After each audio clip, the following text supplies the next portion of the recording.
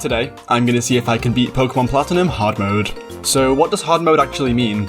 Basically, I've modified the game so that all trainer Pokemon have their level increased by 50%. This means Rock's Cranidos goes from 14 to 21, Gardenia's Roserade goes from 22 to 33, and so on. That might not seem hard, but Volcana's Electivire goes from 50 to 75, and Cynthia's Garchomp goes from 62 all the way to 93. That's enough of a challenge on its own, but I'm deciding to also not use any healing items in battle and play on set mode, as well as not using setup moves like Swords Dance. I can see a lot of grinding sessions in this run. I could very easily cheat in rare candies to cut out the grinding, but where's the fun in that? For my starter, I picked Chimchar. My personal favourite of the Gen 4 starters is Empoleon, but I think Chimchar is objectively the best one to choose, especially for this challenge. To keep my Pokemon at a decent level, I think it's best to just use one Pokemon for now, until I have access to better places to train. Having Fire and Fighting for the Rock and Grass gyms will be a big help. Something that I wasn't expecting was my rival's Piplup knowing Bubble. I thought that it would just be the levels that are modified, but apparently, Pokemon will learn their level up moves up to their new level. This might make a few things harder than expected. I wanted to call Chimchar Chimchardashian, but we only have 10 characters to work with, so I had to settle for Chimcharda. He has a serious nature, which is neutral stat changes. Considering Infernape has even physical and special attack, I'm happy with that. After I grind up to level 10, I start travelling. These trainers are only 2 or 3 levels higher than usual, so I don't really need to train for them. I'm just conscious that we might not be able to beat the first gym until we're about level 21 ourselves. Also, there's a rival fight soon where he's gonna have a Starly with Wing Attack and a Piplup with Bubble, so I honestly might have to get to level 14 and evolve just to beat him. By the time I fought all the trainers around Jubilife City, we're really close to level 14, so I decide to do a little bit more training and evolve. This is going to make us weak to Starly's Wing Attack, but I think we'll need the boosted stats as well as Stab Mach Punch to take down Piplup. So first is Starly, and we actually crit an Ember for the one shot. Next is Piplup, and Mach Punch does way less than I hoped for, but for some reason he doesn't go for Bubble. Then I realised it's because he doesn't actually know it anymore. He's level 9 here normally, and he only knows Pound and Growl, even though he learns Bubble at level 8. As he's been leveled up from 9 to 14, he hasn't learned Bubble, since he should have learned it before level 9 anyway. So against the trainers in the Rock Gym, I realise we might have an issue. A level 17 Geodude takes 3 hits to go down, and since it's leveled past 15 it'll know Magnitude. This one doesn't go for it, but Rock's Geodude might, since gym leaders have better AI. He's going to be 18, which means he'll know Self-Destruct as well, which will almost definitely make us lose. We're level 19 now, and if Geodude does either Magnitude or Self-Destruct, we might have to be level 25 to beat this gym. Let's just hope he chooses bad moves. Mach Punch does less than half to Geodude, so he gets a few hits on us before going down. Onix is next, and he manages to hit us all the way down to 1 HP before we get the kill. Mach Punch doesn't kill Cranidos, so he takes us down. We could keep trying until we get a bit more lucky with misses and crits, but I'll just come back a few levels higher. Monferno is 22 now, so we can 2-hit kill Geodude who keeps going for Rock Throw. I thought he would have his new level up moves, but he doesn't seem to. Maybe gym leaders have preset moves which don't change. Anyway, Onix is next, but those few levels make a big difference, as he hardly does any damage to us now. Cranidos is last, and we can survive a headbutt in the red to take him down with 2 Mach Punches. On my way back to Jubilife City, I head downstairs in the Orberg Gate to catch a higher level Psyduck. I catch a couple until I get this one, which I call Anitra. She has a calm nature, so more special defense and less attack. That's pretty good, but the main thing I'm interested in is her special attack IV of 29. Speaking of IVs, I decide to also check out Monferno's, and I find out that he has a physical attack IV of 1. At least it's not 0. Psyduck is part of my plan for this run, but right now my plan for her is to sit in the box. After nearly losing to a Pachirisu, we can go and fight Mars. She starts with a Zubat, who lives a Flame Wheel from the world's second worst Monferno, so she hits a Toxic before she goes down. Next is Perugly, but we flinch from Fake Out and Mach Punch does under half, so we go down. After a bit of training, I come back at 28. That's enough for Zubat to be one shot, so we have full health for Perugly. After another Fake Out, we crit a Mach Punch for the one shot. With that done, we can make our way to Eterna City. Gardenia's Roserade is going to be level 33, but I'm not too worried. We made it through the Rock Gym at about the same level as them, and we should be about 33 by the time we get there. Also, Gardenia's Pokemon have way less physical defense than Rock's, so I think Flame Wheel should be enough. In Eterna City, I pick up the Experience Share before I head into the gym. We get to Gardenia at level 34, and I go for Ember against Turtwig since he's got higher physical defense than special. He sets up a Reflect, which is annoying, but one more Ember takes him down. Cherrim goes down to a lucky critical Ember, so Roserade is last. Even with Reflect, I think Flame Wheel will do more than Ember, so I go for it and it does just under half. She goes for a Stun Spore, but I gave Monferno a Cherry Berry to heal the paralysis. Another Flame Wheel takes her into the red as she goes for Stun Spore again. We get fully paralysed, but her magical leaf hardly does anything, so one more flame wheel takes her down. In the galactic base, we hit level 36, learn close combat, and evolve into Infernape. This gives us a huge increase in damage output, which lets us one-shot both Jupiter's Zubat and Skuntank. Now that we have a bike, we can head to Route 207 where Dawn gives us the VS Seeker. We can also head into Wayward Cave, where we can pick up the Earthquake TM as well as catch a Gibble. This is easier said than done, as we can only weaken him with Ember, which sometimes burns, so he dies, and sometimes crits, so he dies. His Dragon Rage also does big damage to us, which makes us die, but eventually we catch this guy who I call Atlas. With that, it's finally time to get some new team members. I love Psyduck and Golduck, but their stats aren't the best. Garchomp, on the other hand, is an amazing Pokemon. Probably the best Pokemon to use in Platinum. I decide to bring both Anitra and Atlas onto the team. So that Psyduck can be a usable team member, I decide to EV train her in Special Attack and Speed. This lets me use one of my favourite Pokemon while not having to worry about her stats being too low to keep up with the boosted level trainers. I start with Speed. I give her the experience share while Infernape rematches Ninja Boy Zack on Route 211. He has 3 Zubats, so every time we beat him we get 3 Speed EVs. EVs max out at 252, so we'll have to rematch him 84 times. Once that's done, Psyduck is level 31 and we can move on to Special Attack. In the Old Chateau, the only wild Pokemon you can find are Ghastly, who give Special Attack EVs. This means I can relax and switch off my brain while I beat them, as I don't have to worry about killing other Pokemon and gaining other EVs. While killing 252 Ghastlys might seem like it's difficult to keep track of, I can use Psyduck's PP to do that. Water Gun has 25 PP, Confusion has 25, and Water Pulse has 20. They add up to 70, which means if I use up all my PP on those moves, I will have killed 70 Ghastlys. After using up all my PP 3 times, that gets me to 210. So after that, I'll use all my Water Guns to make it 235, and then I'll just have to count 17 Confusions to make 252. Along the way, we hit level 33 and evolve into Golduck. Finally, I kill 4 Bidoofs or Wimples to put our final EVs into HP. After EV training, these are her stats. Originally, I planned on also EV training Garchomp in Attack and Speed by rematching this trainer, but then I did the maths and I realised that would take him up to about level 55, while the next gym leader's highest is only 39. Also, since Garchomp has amazing base stats, he doesn't really need the EVs to keep up. For now, I give Gibble the experience share and move on to Hot Home.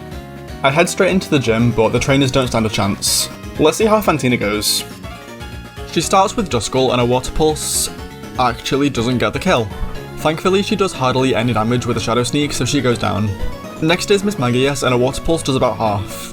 Her Magical Leafs don't do a ton of damage, but then a crit almost takes us down.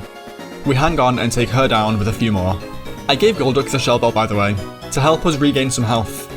Last is Haunter, who goes down to Confusion. Duskull surviving a Water Pulse when we're fully evolved, EV trained and 8 levels higher makes me think we're gonna hit a brick wall soon. Time for another rival fight. I start with Golduck to take the Intimidate, and thankfully Staravia goes down to 1 Water Pulse. Roselia is next, but she's one-shot by a Confusion. The third is Prinplup all the way at level 41. A Confusion does under half, but thankfully he doesn't have any good moves to hit us, so he goes down to a few more. Last is Ponyta, who's obviously a one-shot.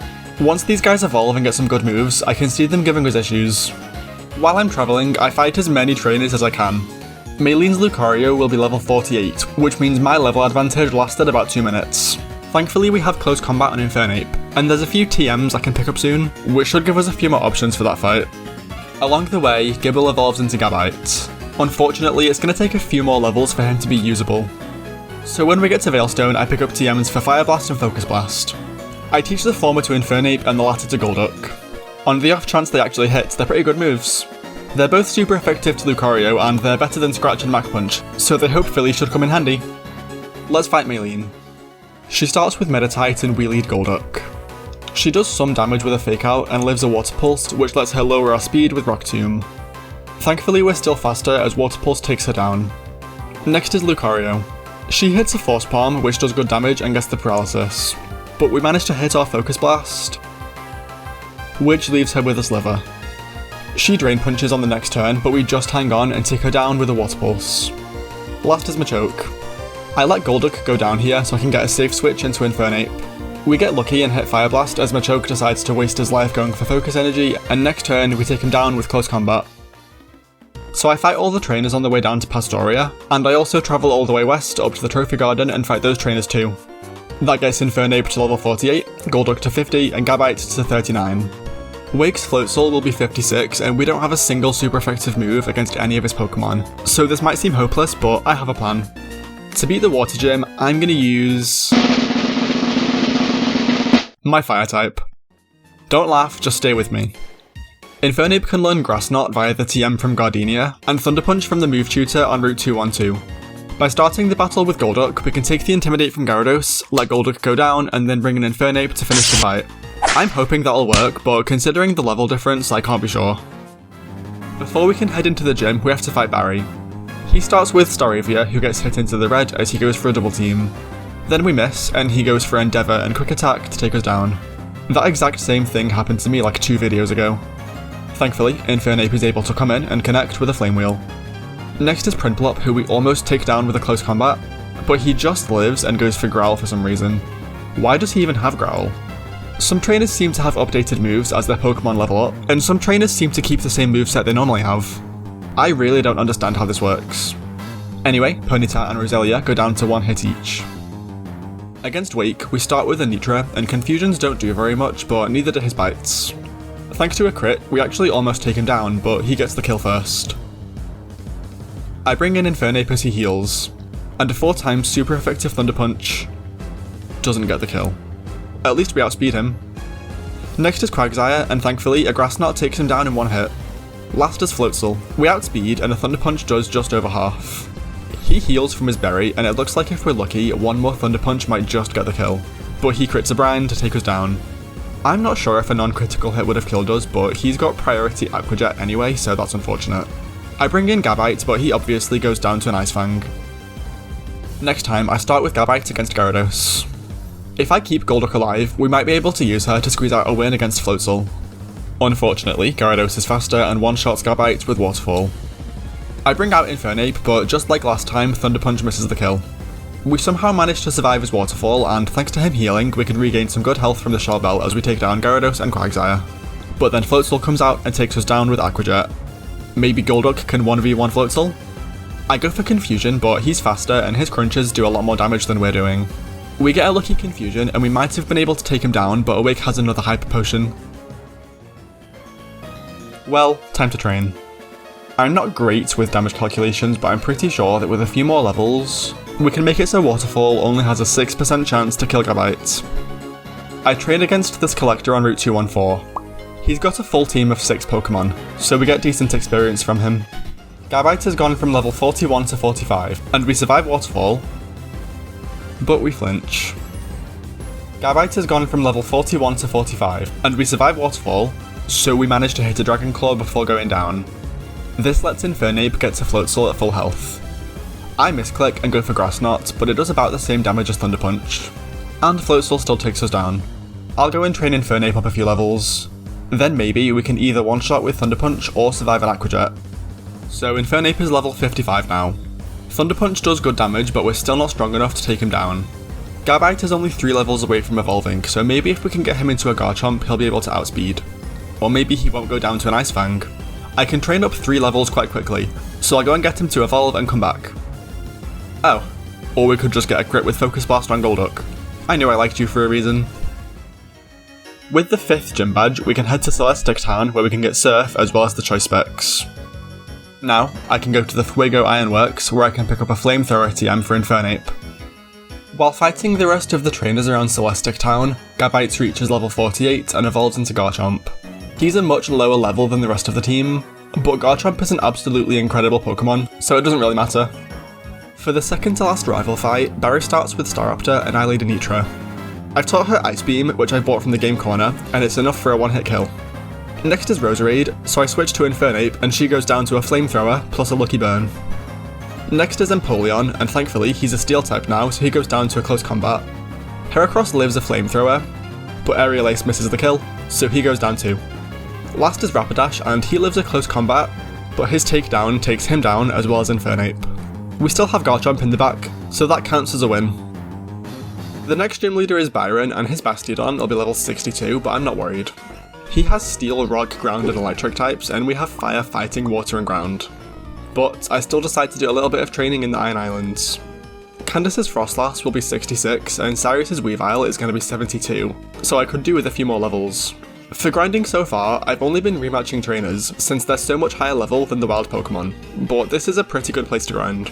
Riley heals us after every fight, and since it's all double battles, we can use Surf and Earthquake to kill multiple Pokemon at a time. It's always nice to find a place to grind levels where you can just switch off your brain. I get everyone up to level 60. Along the way, Infernape learns Flare Blitz and Garchomp learns Dragon Rush. Byron is a pushover, just like he always is. Magneton and Bastiodon go down to 1 Earthquake each, and while Steelix manages to survive, an Ice Fang from him does less than half.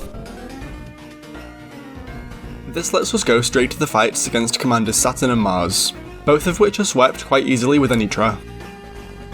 After travelling through one of the worst decisions in all of Generation 4, we make it to Snowpoint City, where unfortunately the King of Sinnoh meets his match.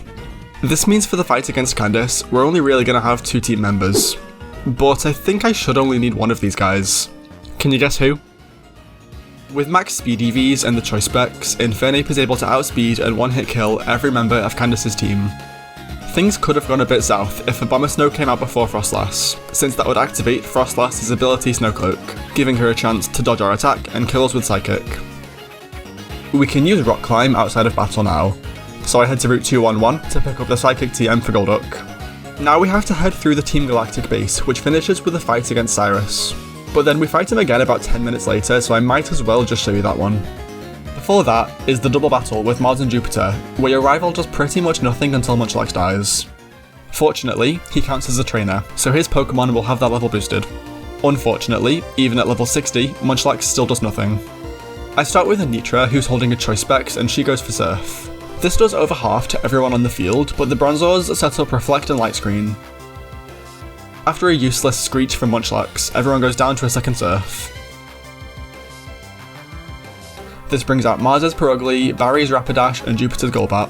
I switch to Atlas and we take a Slash, and then Barry decides to make my life a lot easier by burning Perugly. This halves her attack, so I decide to leave her on the field while I take down Jupiter. Thanks to Reflect, Dragon Claw is a 3-hit kill. But thankfully, on the last turn, Light Screen and Reflect wear off.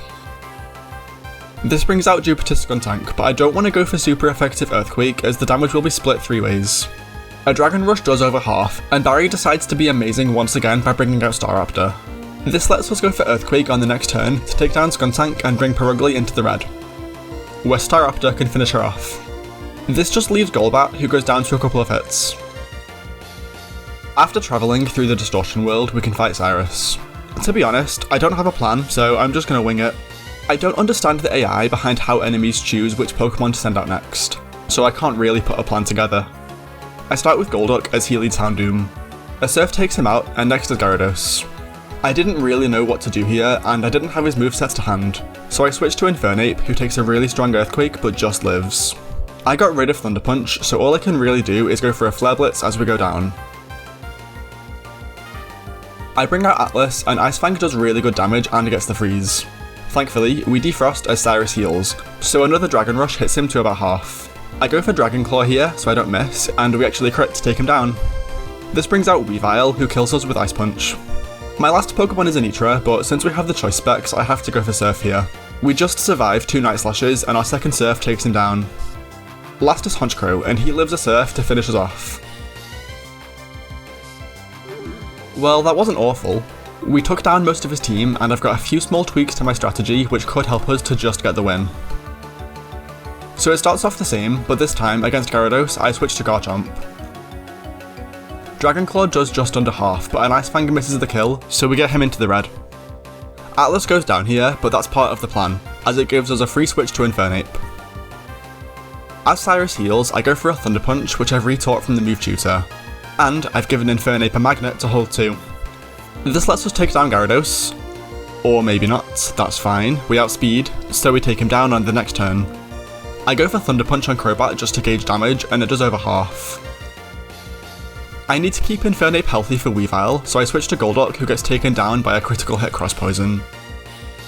This means I have to go back to Infernape, but he goes down to an Air Slash. So I try again, and this time I switch to a Nitra as soon as Crobat comes out. We get hit with Air Slash and Toxic, and our Ice Beam misses the kill. Who knew Crobat was so defensive? We take him down, but thanks to him getting another hit on us, we only have enough health to survive one more turn. Thankfully, Cyrus is an idiot and he brings out Honchkrow, who we can outspeed and kill with one Ice Beam. This leaves us on a 1v1 between Weavile and Infernape. Thankfully, we outspeed. Okay, so he goes for Fake Out. But next turn, we outspeed and... Okay, so he's faster than us. But then, we hit close combat for the one-shot. Now that I've saved the world, I go and tell Volkner to stop being sad so I can sweep his team with Garchomp. Even with the level advantage, he doesn't stand a chance. I think it might actually be impossible to bring a Garchomp with Earthquake into this gym and lose the fight. So looking at the Elite Four, I don't feel worried, but I also feel like I should be. Their levels are going to start at 74, which, as we've just seen, is manageable. We also have pretty good type matchups into Aaron, Bertha and Flint, so if worst comes to worst, we can just train by rematching them. Lucian might give us issues. Our only super effective move is Crunch on Garchomp, but we can give Infernape Shadow Claw if we need to. As for Cynthia, we have some good moves to hit her team with, but her Garchomp can hit 2 of my 3 Pokemon for super effective damage, and I don't have a great way to deal with her Milotic. Also, her Garchomp is going to be level 93, and we're not even in the 70s, so we'll probably have to do some grinding to take her down. Before that, it's time for our last rival fight. I lead with a Nitra and take Staraptor down with Ice Beam. I switch to Infernape as Roserade comes out, and he manages to hit a 55% accurate Grass Whistle. Shadow Ball does big damage, but thankfully, we wake up soon, and 2 Flamethrowers take him down. Next is Empoleon, and I expected us to go down here, but close combat is a one-shot. The same goes for Snorlax, so next is Heracross. I also expected to go down here, but Infernape pulls it out of the bag and gets his 3rd one-shot kill. Last is Rapidash, and he just lives a close combat, but a Switch and a Surf take him down. With that done, our team is sitting at around level 70, so we shouldn't be too underleveled for the first couple of fights. Let's see how it goes. Aaron leads Yanmega and I lead Infernape. We thankfully outspeed and we kill him with one Choice Specs boosted Flamethrower. Next is Drapion and I switch to Garchomp on an Aerial Ace. Ice Fang does huge damage, but we hang on and hit Earthquake. Drapion has great defense, so he lives and takes us down. This lets me bring out Anitra, who takes a Cross Poison and then gets the kill.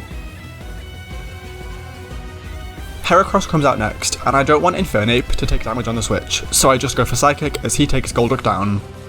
Then Infernape can kill the rest of his team with Flamethrowers.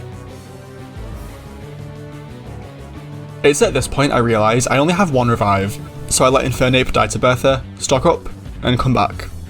Bertha's whole team is weak to Surf apart from Whiscash, so I lead with Garchomp to take her down. After a lot of earthquaking and healing, she eventually switches to Gliscor, who takes down Garchomp with Ice Fang. Common move in this Elite Four. I bring in Anitra and Gliscor outspeeds to hit Earthquake. We hang on and take him down with Choice Spec Surf. Thankfully, Gliscor is Bertha's fastest Pokemon by far, so the rest of her team are all outsped and killed in 1 hit. Also, Bertha's rock types don't get the usual special defense boost in the Sandstorm, since Golduck has Cloud 9. Next is Flint, and I don't really have a strategy apart from just using Surf and Earthquake. He leads Houndoom and I lead Garchomp. He sets up the Sun, which is annoying, but he goes down to 1 Earthquake. Next is Flareon, and I'm gonna let you guess what happens to him. Then it's Magmortar. He's faster, and since it's sunny, he goes for a 1-turn Solar Beam, which does a huge amount of damage, but he's also one-shot. Rapidash also goes for Solar Beam, but it's a Rapidash, so it does like no damage. Another one-shot. Next is Infernape, who would be a one-shot, but he outspeeds and takes us down. I go to my own Infernape and use close combat to weaken him. Then he kills us with Earthquake. This lets Golduck come out next turn, live on about 15% from Thunder Punch, and take him down. Against Lucian, I want to keep Atlas healthy, so I start with Infernape and go for a Flare Blitz. I was hoping this would kill Mr. Mime, but he's able to take us down. Garchomp comes out next, and after a full restore, a Crunch takes Mr. Mime into the red. We outspeed here, even though the trainer document I use says Mr. Mime should be faster, and kill him with another Crunch. This brings out Espeon, who's faster than us and lives a Crunch despite his paper-thin defenses, so Garchomp goes down. Last is Anitra, who only just survives a Psychic to take Espeon down. But Lucian has 3 more Pokemon, so we obviously lose. That was about what I expected. We got through Aaron, Bertha and Flint thanks to type advantages, but we really struggled on Lucian. We don't stand a chance with our current levels, so I'll rematch the first 3 trainers and come back to Lucian at level... I'll try and come back in the late 70s and see how I do.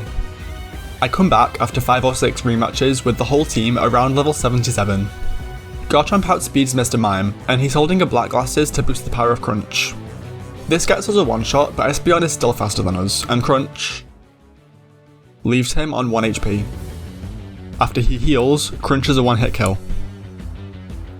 This brings out Bronzong, and all I can do is crunch away until Atlas goes down. Bronzong boosted his special defense with Calm Mind, so I have to go for Flare Blitz to get the kill. Alakazam comes out, and Infernape is faster, but he barely lives and takes us down.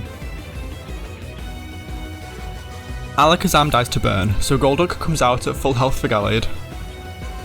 We're faster than him, but he lives, and super effective Leaf Blade gets a one-hit kill. With a couple more levels on Infernape, Flare Blitz should be a one-shot on Alakazam. This means we can also go for Flare Blitz on Gallade, which alongside Surf should hopefully be enough to take him down. After another 5 or 6 rematches, the team's in the low 80s. This time, Atlas is able to survive both a Psychic from Espeon and a +1 Psychic from Bronzong. And, thanks to a defense drop, we're able to take Bronzong down.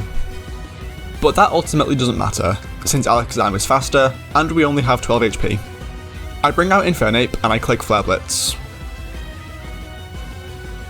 And we get the kill.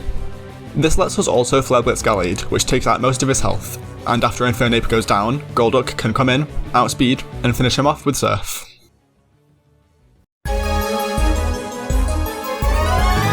Time for the champion. I start with Golduck, who does under half to Spiritomb with a Surf, so we take some damage from Dark Pulse. After a few turns of back and forth, she switches to Roserade. I go for Psychic, which is boosted by the Odd Incense, and it just misses the kill. So I bring in Infernape to finish her off with Flamethrower. This brings out Milotic, and a Fist Plate boosted close combat does just over half, but obviously a Surf takes us down.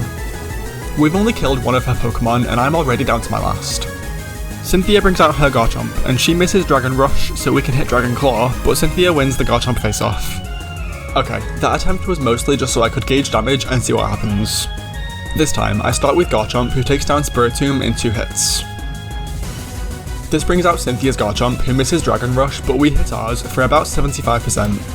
She connects on the next turn and we go down. I bring out Anitra and we dodge another Dragon Rush to kill her with Ice Beam. Roserade comes out, and this time, we're holding the Never Melt Ice, but we still can't kill her, so Energy Ball is a one-shot. I bring out Infernape, who can deal with Roserade, but Milotic is a huge brick wall for us.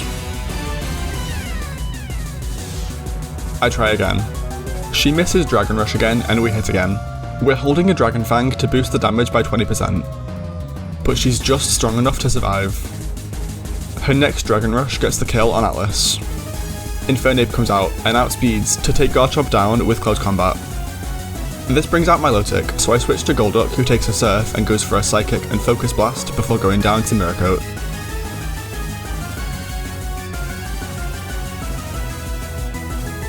Infernape comes back out, and we're holding a Magnet this time, so Thunder Punch does just enough to bring her down. But that brings out Togekiss, who takes less than half from Thunder Punch and kills us with 1 Air Slash. We got really lucky there and we still lost, which tells me we just need more levels. We're in the early to mid 80s, so I'll do another few rematches and come back to Cynthia a few levels higher. This time, my whole team is around level 87. Atlas takes down Spiritomb and out comes Garchomp. She still outspeeds us and Dragon Rush still gets the kill. If we lose our Garchomp to hers, I don't think we can beat her remaining 5 Pokemon with just Golduck and Infernape. I could keep trying until she misses Dragon Rush and we hit, but I've got something else in mind. With just 3 more points of speed, Anitra will be able to outspeed Garchomp, and I have 3 rare candies in my bag. I start the fight with Anitra all the way up at level 90. She's holding a Choice Specs, which lets us 2-hit kill Spiritomb with Ice Beam. Roserade is next, and at level 90, we have a 93.8% chance to kill her in 1 hit. Which we do. This brings out Togekiss next, since she has super effective Shockwave. Ice Beam doesn't get the kill, but thankfully, since Shockwave is so weak, we're able to hang on in the red to take her down with 1 more. I've outsped the last 3 Pokemon, and the only move I've used for the whole fight is 5 Ice Beams. But Cynthia brings out Garchomp here. I don't fully understand the trainer AI, but I can't complain, since that gets Anitra her 4th kill. The Duck murder spree comes to an end on the next turn as Lucario takes us down with extreme speed. I bring out Infernape and we're faster, so I go for Flare Blitz. And we get the kill. Milotic is last, and Thunder Punch does over half as Surf takes us down. I bring out my final Pokemon, Atlas, and we outspeed as Earthquake gets the kill.